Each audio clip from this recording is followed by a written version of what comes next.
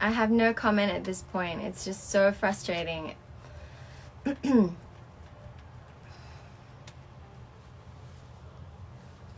Thank you guys so much for just hanging with me. You guys are angels. I'm super grateful for everybody. Okay, we gotta finish this quickly because we're jinxed. Okay. There's someone out there that doesn't want us to finish this conversation. Go on. So that was a negative note that we stopped on after 5 seconds. But the good thing is coronavirus is the time for reimagination. This is the time that fringe ideas can become normative. This is the time to put pressure on all these structures that make it so hard to operate sustainably. So that's my last thing to put out into the universe. Before we get cut off again, and I don't want to make any crazy faces in case I freeze again. All right, guys, you've been so patient. We'll take 1 or 2 questions if whoever's still on here, because like I know this is really painful. We've had to stop and start this 5 times. Does anyone have any fashion related questions? I feel like we answered a few along the way. Yeah.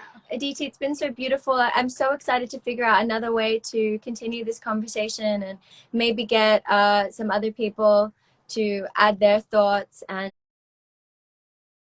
yeah. I'm just serving as capitalism and sustainability. Oh yeah, let's talk about that. Go ahead.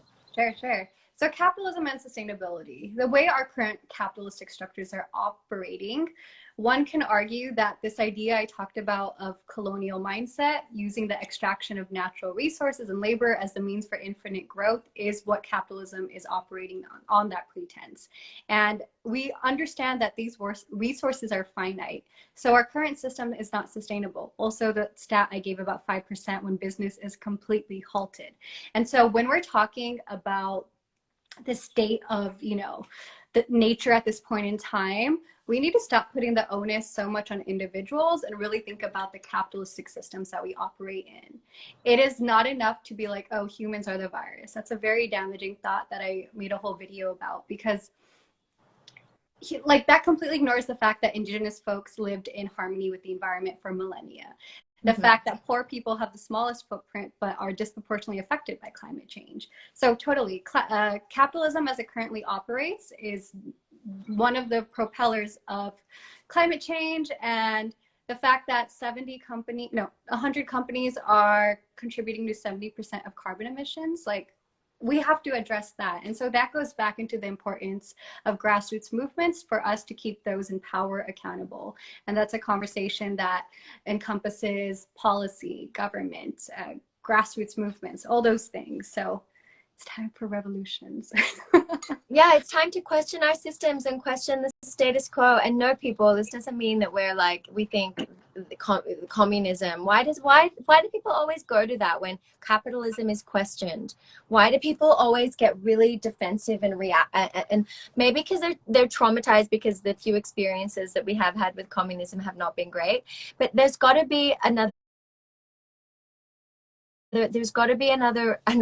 path. That shouldn't just be our own 2 options. This really exploitative capitalism and failed communism, Yeah. I think we have a very polarized mindset where we're often navigating between 2 polarities. But I think that capitalism, sometimes I talk about this idea of degrowth for big businesses. And that used to be an idea that they used to write off of lunatics and revolutionaries. But this idea of degrowth was this idea of companies doesn't mean they have to shut down. They just have to change of how their business operates. Being rooted in the idea of disposability is not going to be sustainable. So business can continue. It's just going to have to look in a way that is thinking about positive impact. And sustainability can't be like a footnote in their, ethos. It has to be ingrained in the whole supply chain from the start, and rather than philanthropic mindsets of we'll reach a certain profit model and then we'll give 1% of that to disadvantaged folks. That's not going to work. I honestly think that the change is going to happen once women and people of color start speaking up and using our voices and getting ourselves into positions of influence and power. And this model, this disposable model of exploitative capitalism. Oh, do you want to read that really long question? Yeah. Is like I said, is created by some old white man somewhere for him to get really rich. And, you know, and he doesn't care about us. He doesn't care about disenfranchised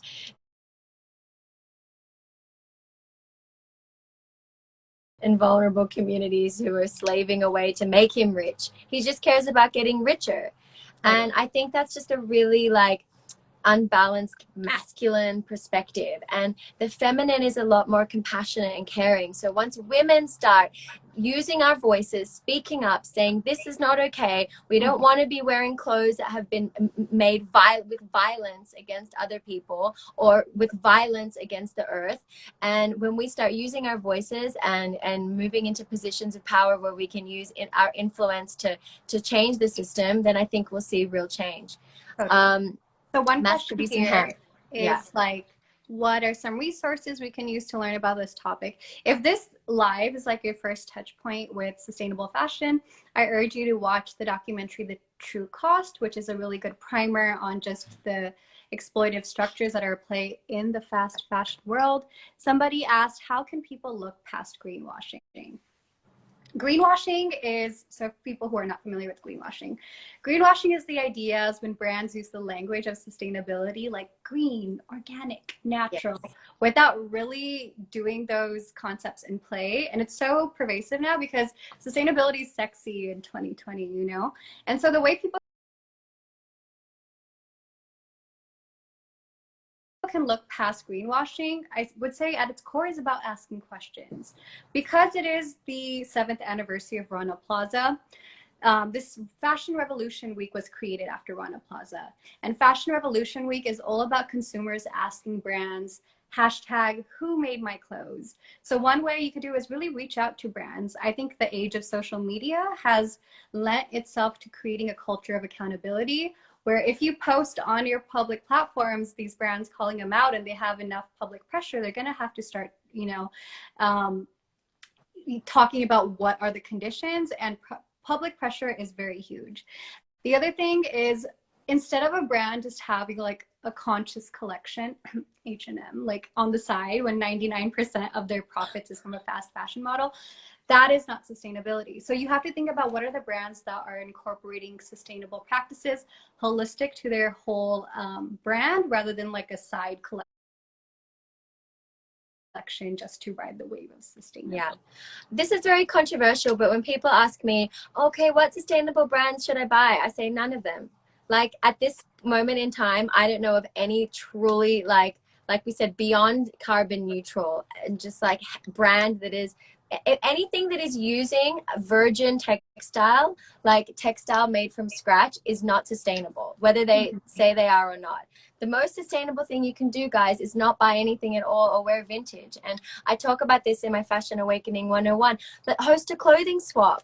You know, like there are all these rental platforms now. You really don't need to be buying new clothes. But I understand the question, and I'm not trying to I'm not trying to discredit the work that a lot of sustainable, truly sustainable designers are doing in that space, but just like you have to be really careful about thinking we can buy our way out of this problem. Like the biggest step you can take for the environment is to stop buying.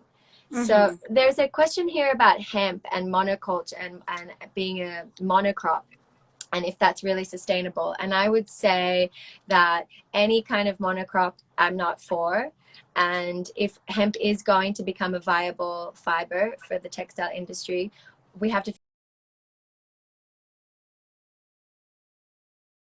figure out a way to do it that is polycropping or not monocrop. I don't know much about hemp. Aditi? Yeah, I mean, so I think the question here is like, if they pursue producing one sort of fiber, like, isn't that a monocrop? Yeah.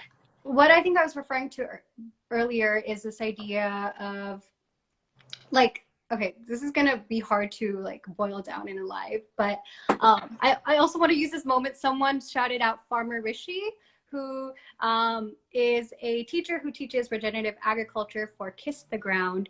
He has a whole course about regenerative agriculture. We are not the experts here of regenerative agriculture, but the idea is to create a system where you're not using one crop as the main thing. Like you have to diversify the landscape of agriculture, and that's the main thing. And also like using all elements of the natural environment. You know, everything has a role, from animals to like the, you know, bacteria in the soil. Yeah. And the other thing I want to say is during this live, we had to kind of like, a lot of nuance is lost when you're trying to reduce like these very complicated topics. So definitely stay in touch with us, follow our platforms, and hopefully we could expand on particular topics. Yeah, look, this was a real crash course for people, and like this is my first time talking about it, this subject on a live, so I'm so grateful to you, Aditi, for joining. And I will just shout out some other accounts: Fashion Revolution, Fash_Rev, and Slow Factory are very good. Slow Factory, I did their class the other day, and they're talking a lot about waste-led design. So making sure that any waste produced in the production of a garment is taken into account, from the fiber to the creating process to the packaging. And I think that's going to be also something for our next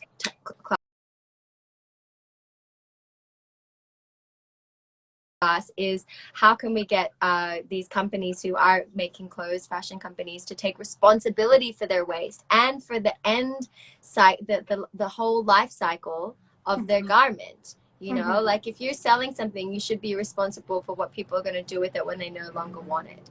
And that's a mind-blowing thought for a lot of people, but we got to start thinking in that way and taking responsibility for our waste. But that's another talk. Okay, we made it through without freezing again. Yeah. I love you, Angel. I'm so grateful. You're my teacher, and I've learned so much from you, and it's such an honor to get to share you with, you know, some of my followers, and hopefully I get to post this. Who knows if it'll work. But it's been such a pleasure chatting, and we'll definitely do this again. For sure, for sure. Thank you so much. It was so good to see your face. Even. Yes. Thank you, beauty. Take care. You too. Bye. Bye.